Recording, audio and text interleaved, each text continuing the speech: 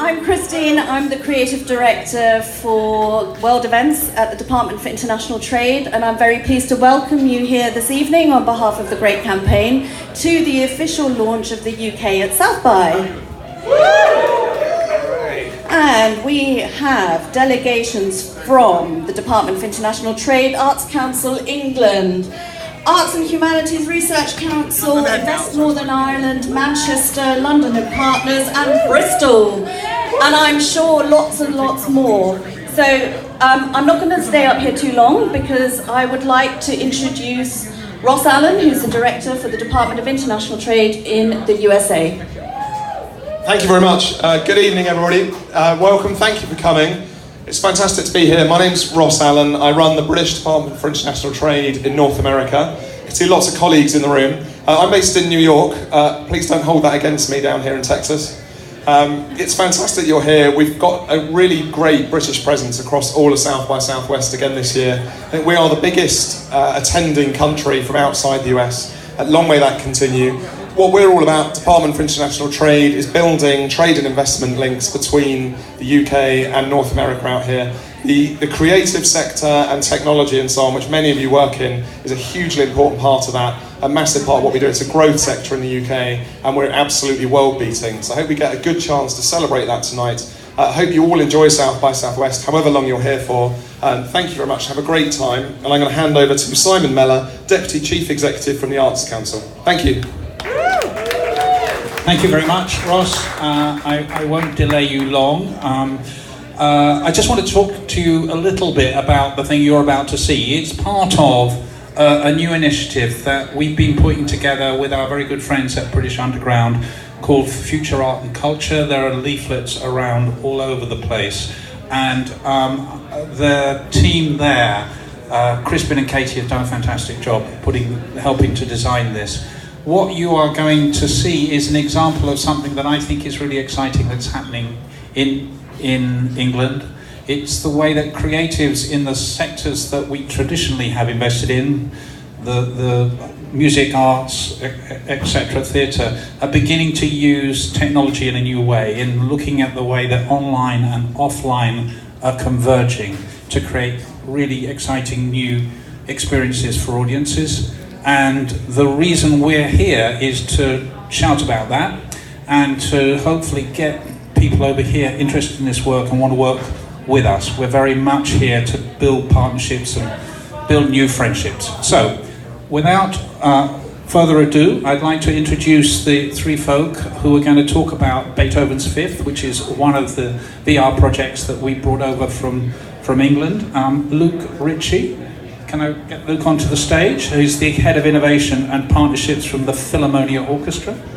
Jessica Brilhart. Jessica is the director of the Beethoven's Fifth VR film. And Sasha Samoshina. Please join. Sasha, in my view, has one of the best, most exciting job titles in the universe. Sasha is the immersive visualization producer for the NASA Jet Propulsion Laboratory. How cool is that? That is a proper job title. Hi everyone, it's a real pleasure to be here. My name's Luke and I work for the Philharmonia Orchestra, and I'm here with Jessica and Sasha, and I'm really excited about this project because I was just saying to Jess, this has kind of been working on it for nearly 2 years.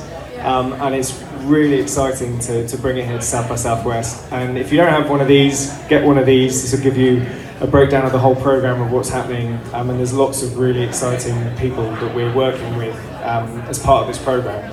So I'm going to talk as quickly as possible to explain why the Philharmonia are here and what we do. And then I'm going to pass on to Jess and Sasha. So the Philharmonia are weird in that we do a lot of digital content.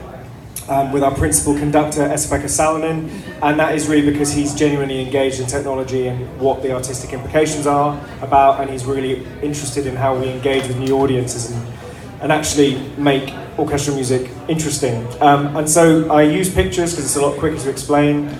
We've done a lot of immersive projects. The first one we did that was kind of on a large scale was called Rewrite, where we filmed a performance of The Rite of Spring by Stravinsky with Esa-Pekka conducting, but we filmed it with 27 different cameras. This is before my time, it was the crazy guy before me. And filmed it from every possible angle, then took over a building, an abandoned building with 10 rooms, and turned each room into a section of the orchestra. So you had 27 projectors all playing in sync, and each one of those screens had a speaker that played what you'd hear from that instrument.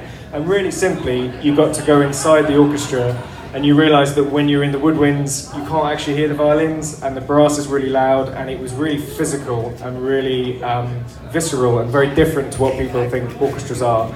That did really well, and so they did an even more ridiculous large version of it called Universe of Sound, which was a film performance of the planets, and took that to the Science Museum. And basically, we've kind of grown into touring exhibitions and touring immersive experiences, and it's become a really core part of what the Philharmonia do. So when I started moving into VR, it was like a really natural progression. It was all about moving inside the orchestra. So we shot our first film in 2015 and showcased it in January 2016. Feels like a long time ago now. And through that, I got to meet Jessica, and we were really, obviously for us, really interested in how we made the audio exciting. That's an element that there wasn't enough focus on at the time. So we first worked on kind of trying to make it spatial, use those weird ear microphones, and we got pretty close, but what we did find is that people really loved it. We took it to the Royal Festival Hall, and people like genuinely were moved by it. If you're a classical fan, it was exciting because you get to see the orchestra where you never see it. If you're a new member of the audience, basically it's a really exciting experience. And I'm trying to go fast because I don't want to talk too much, but basically I met Jessica in 2016. She had this brilliant line on the phone where she went, "Yeah, I've been talking to NASA, as you do," and she basically said, "Have you heard of the Golden Record?" And amazingly, I just out of luck, I had, and not enough people know about it. And she was creating she was inspired to make a film, which you can talk about in a second. And if you don't know what the Golden Record is, it's just the best thing ever. Basically, in 1977, 2 spacecraft, Voyager 1 and 2, were launched into space. They figured out that if they launched them then, they had to get them launched by 1977, or I think they had to wait another 160 years, so it's good they got that on time. And it basically, they could slingshot around Jupiter, Saturn and Uranus and just go further out into space than it's ever been sent before.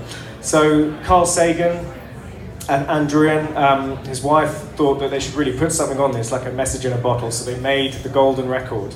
On it is basically a copper vinyl disc and a cartridge with instructions on how to use it, and then 115 digitized images from Earth, 55 recorded greetings, sounds of Earth, and 90 minutes of music by Willie Johnson, Johnny B. Good, and Beethoven's Fifth Symphony, which I happen to remember had actually been recorded by the Philharmonia Orchestra. So that is now the furthest object in space. It's like 13 billion miles away, and that photo is the last photo it took of Earth as a tiny pale blue dot. And I think it's just the most romantic project, and that's what inspired this film, which I'm going to let Jessica talk about in a second. I think this quote is amazing because Beethoven also wondered what people would think of his music, and in 40,000 years, when Voyager 1 reaches the first star, maybe they'll find out. So, Beethoven's Fifth, I'm going to hand over to you, Jess.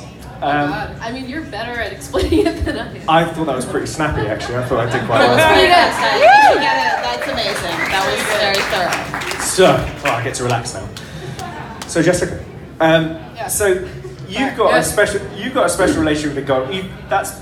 You've been inspired by that for quite a long time. Yes. So, what really excited you about the Golden Record? Well, I used to have a snazzy title at one point. I was at Google. I was their principal filmmaker for virtual reality for 2.5 years, and before then I was Google's first filmmaker. So I was there 8 years total.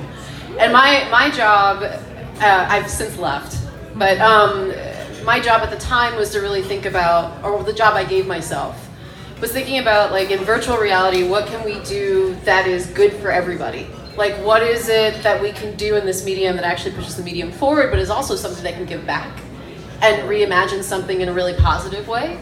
And the Voyager Golden Record was really about, curating all of these images and sounds so that when, like, the aliens find it, they understand the breadth of experience on Earth, that they understand what it's like to be on Earth.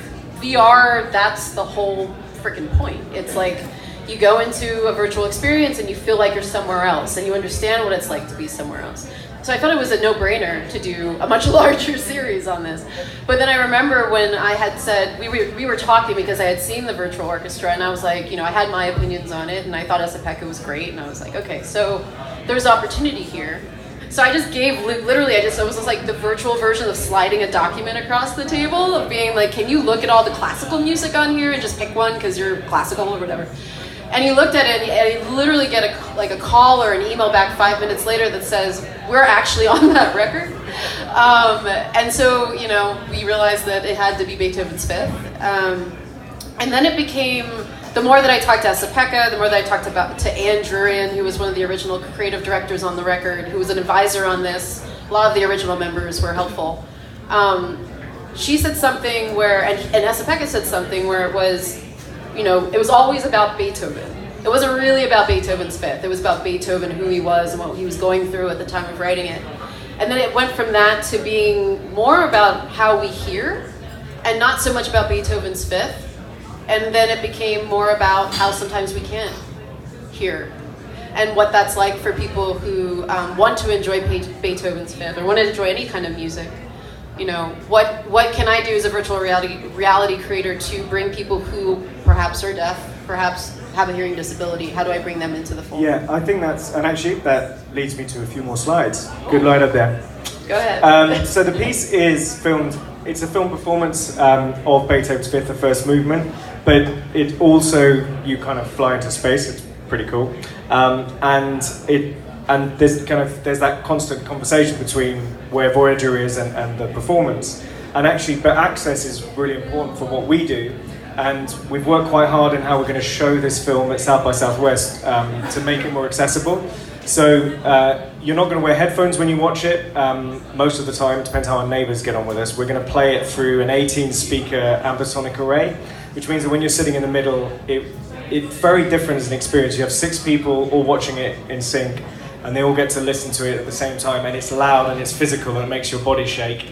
And we've also worked with a company called Igloo Vision, who made a projection cylinder that is really beautiful, and it's a beautiful space, and they're going to build this black box which is going to be in the virtual cinema.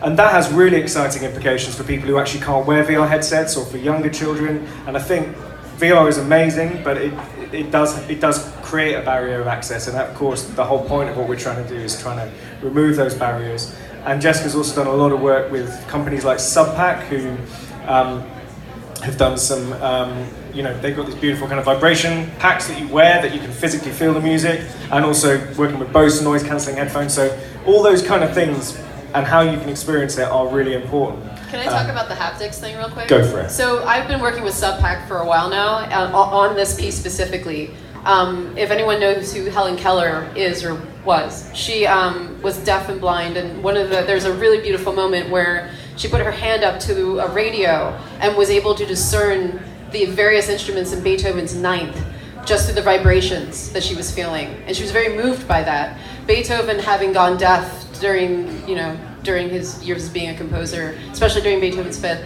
he actually inadvertently became a composer for the deaf, purely by virtue of him having to create music that he himself could feel and understand and hear in some way. And that actually created music that resonated with the deaf. And so Subpack, all you really need to do with this is a backpack, you plug it into Beethoven's Fifth and you feel it. And it's amazing. Yeah, no, it's going to be really fun. And we've got 2 versions basically. We've got the speaker version, and then once our neighbours want to kill us, we've got the headphone and Subpack version. So depending on which one you get, you can try different ways. So I'm going to move over to Sasha. You have the best More job than title just a ever. title. I do speak. I'm going to let you speak now, Sasha. I'm just Sorry. giving them I know, I'm sorry. I mean, I'm ancillary to this whole thing. So- I'm just here. You have got an amazing job. Sasha, what do you do? What is your job? Tell us. Yes. So I work at the Jet Propulsion Laboratory in Pasadena, California, which is a NASA center of many that actually we just do robotic missions to Mars, or to space, I'm sorry. So we don't focus on any human factors. We do work with the centers that do human factors work, but we're all robots. So I started my career working in media relations, actually. So I was there's a thing called the NASA Charter, which says we have to disseminate the widest information, the widest breadth of information to the widest amount of people as soon as we get the information. So I was really excited about getting that job because I was like, with social media, you can do that in such creative ways. I landed on 360 video. I made the first 360 video for NASA JPL and NASA, and after that, it kind of took off into this thing in my head where I was like, immersive media, I need more, especially from the programming side of it.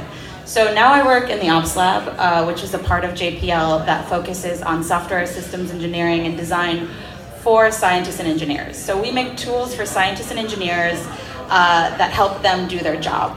And one of those is a Mars walk on virtually walking on Mars and figuring out the geology of Mars. One of those is a 3D CAD visualization tool where you can actually see your rover in full scale in the middle of the room and be able to kind of deal with problems before they happen. So before you machine a part, you can just figure it out and collaboratively work on one project. So I produce both of those projects, and out of those come public outreach things. Actually, if you go to accessmars.com, you can walk on Mars, which is actually something we did with Google, but it's a nice public outreach thing we did. So my job is making things for scientists, connecting it back to you. A nice little 360, if I do say so myself. That was a neat But then, so Sasha is like, I mean, the Golden Record was also created by a group of people who were scientists and philosophers and artists and various things. And Sasha combines many of the gamuts of being both an artist and, I would say, a scientist in a way. Yeah, I mean, the science communication, an artist with a science communication background. And actually, Jess and I were working on this project before I switched positions, so I was kind of helping advise on the just bureaucracy of it through JPL. So I feel very close to this piece, especially. I've only seen it through a daydream with like a hacked up version that I made you send me. So I'm actually very excited to see the full thing. I mean, it was beautiful. I was crying, but I want to see it, you know, in this installation. Yeah, I think one of the things that was important is like, you know, beautiful space stuff is one thing, but when it's like the the visualization that we have, there is sorry, like... it's so much more than that. Please explain it properly. Yeah, sorry. So Voyager 1, okay, we don't have that much time. Voyager 1 and 2 went through something called the Helio sheath. I think Voyager 2 is still kind of Not past it. Not past it yet. So Voyager 1 got past it and went into interstellar medium, I should say. So we worked with Dr. Gary Zank and his team at the University of Alabama? Yeah. And they basically collected data from Voyager 1 in order to create visualizations to better understand what had happened to Voyager when it went through it. We actually used this data to create the visualization that you see in the piece. So for me personally, and I think for Sasha as well, and for the Philharmonia, it was also like, feeling and emotion is great, and that's something that we care a lot about, but there is something very artful to science that should also be embraced in this And the way platform. that it's connected in this piece is really special, because not only did the Philharmonia, that piece that is in interstellar space is actually something that was made long ago by something that you're connected to. It's just really nice how you tied it all up in a bow in this way. And you use so much collaboration. It's beautiful, it really is. Yeah, it was ridiculous how many of the players didn't know about the story, and it is, and everyone I tell about it is inspired by it. And I think the question I always struggle with is, what would you change? Like, how would you top that? Like, I said this, like, what would you send if you had to send something now, or what? Is there anything in the pipeline, Sasha? This is all you. Oh, me? You have to decide now. Well, you know, I'm going to answer the same way that I answered before. I think it's more complex kind of thinking of a golden record in this day and age. I think that the golden record, if you don't know the history of it, was done very quickly under tight deadlines, and it kind of snuck through a lot of bureaucratic things that now have to happen, especially for government agencies, which are good. They're there for a reason. But they're putting all of humanity onto one disc, which is really difficult to do these days, especially with the internet, etc. So I don't know. I wouldn't send another record, but I don't know. Well, we could go. Let's go. Nothing tops vinyl, does it? So I mean, you're not going to send an MP3. It's coming back. That's where it is back. We actually do have a pressing of the record, of the pressing of the record in the library at JPL.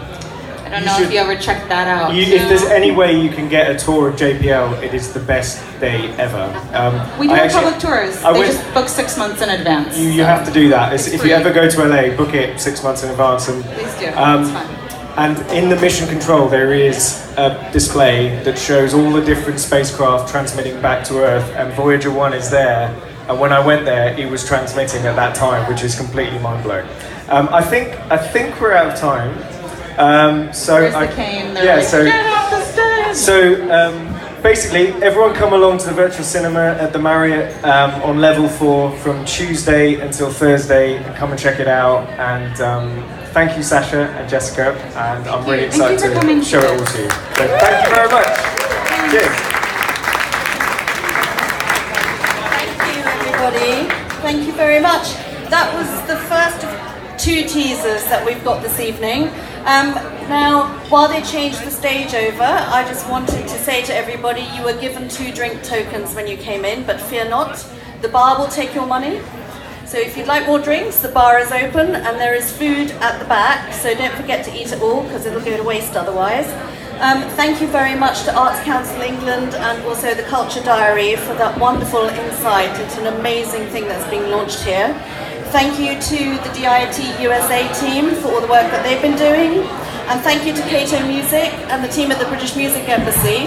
This is the 11th year that the British Music Embassy is at South by Southwest, which is pretty awesome, and will be host to 90 artists and bands during the next week or so. So do come back. There's a showcase every evening with BBC Radio 1, Radio 2, Radio 6 and more. So, oh, it's a heavy thing to carry. Oh, sorry. It's dangerous.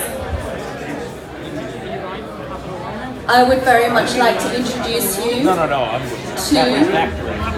electronic artist and producer Chagall, who will give us a quick introduction to herself and then play us through until we've had enough to drink and we all go home. Chagall. Hi. Well, this is being set up. I'll just quickly tell you who I am. I'm a London-based musician and performer, and I use a lot of technology in my work.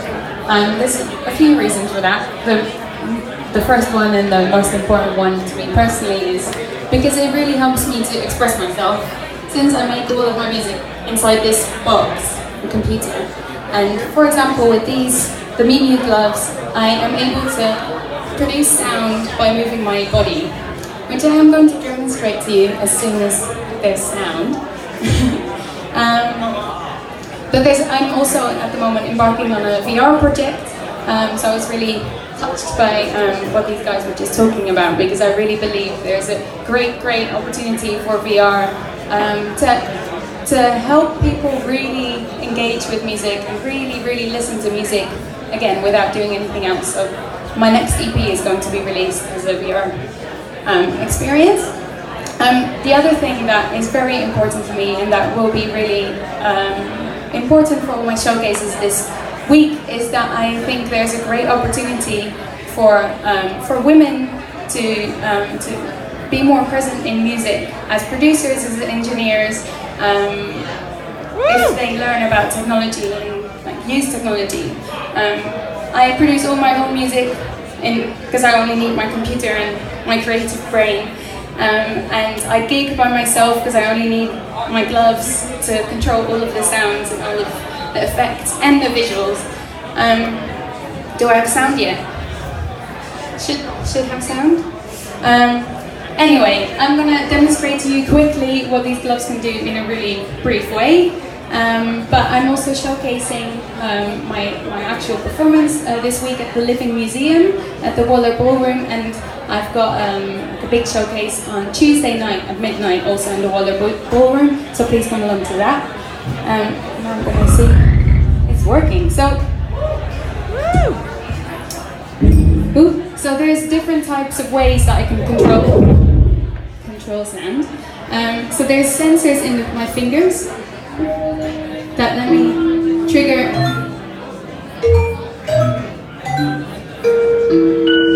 different sounds by just moving into the sensors. And then there is accelerometers.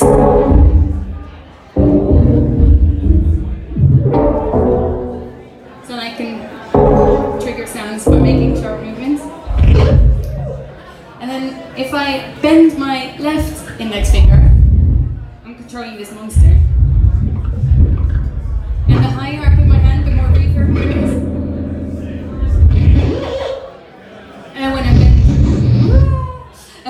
bend my middle finger, I control this sound as well as the pitch bend of it.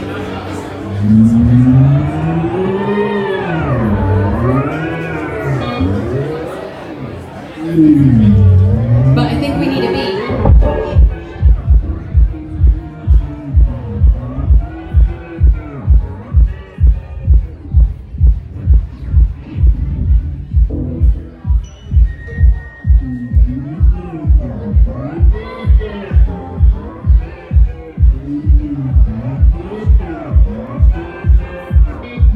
And then sometimes all you want is to turn it down. So yeah, that's some of the things. Thank you. One of my favorite things to do, actually, because I'm a singer, and these tools really allow me to be a singer on stage as well as a performer while I'm in control of all this electronic stuff. Unfortunately, my little soundy that I've had for 10 years just broke. Yay, technology! So my microphone is not going into my system at the moment, so I can't show you that. Another reason to come to my showcases on Monday and Tuesday at the ballroom or the program. But just one more trick before I head into DJ mode. So one of my songs, I play chords. So the system can recognize different postures. So when I've got an open hand to the front, it doesn't do anything, but as soon as I make a fist, I trigger this chord. When I go to the right, it's this chord.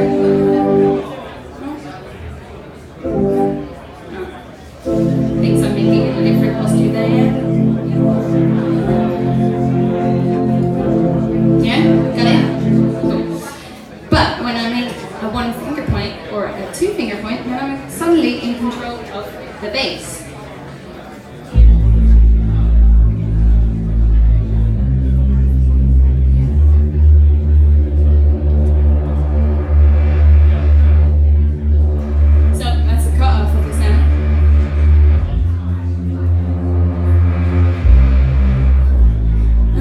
Listen to his heartbeat.